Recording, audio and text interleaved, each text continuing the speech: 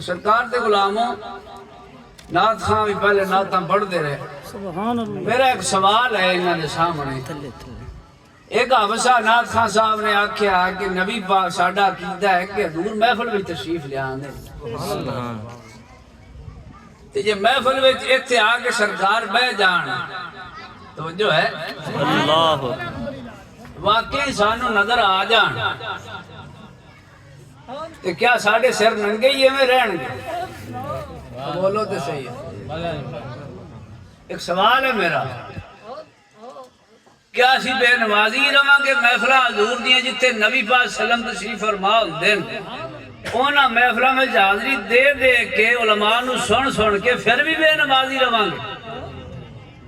ایک سوال نعت خانہ تے بھی ہے کہ سرکار تشریف فرما ہون تو پھر داڑھی مون نعت خان کھڑے ہون چھوٹیاں داڑیاں والے کھڑے ہون.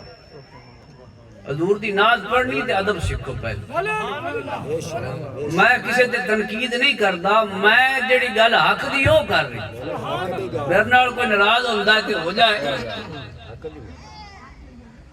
لیکن اگر کسی نو ناز پڑھن دا شوق ہے حضور دی ناز پڑھے سانو خوشی.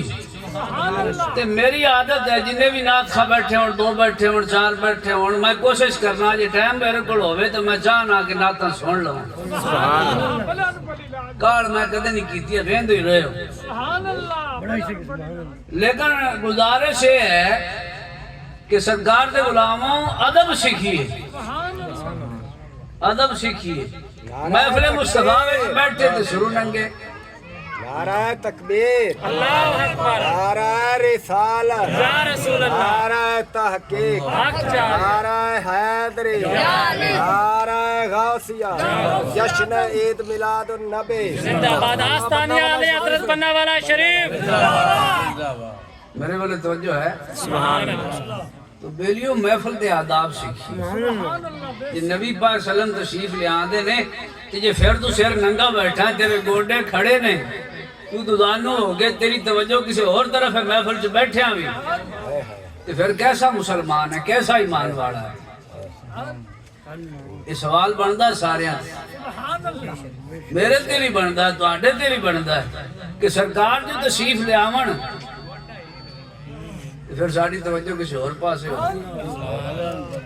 خیر میں اپنے موضوع کی طرف آنا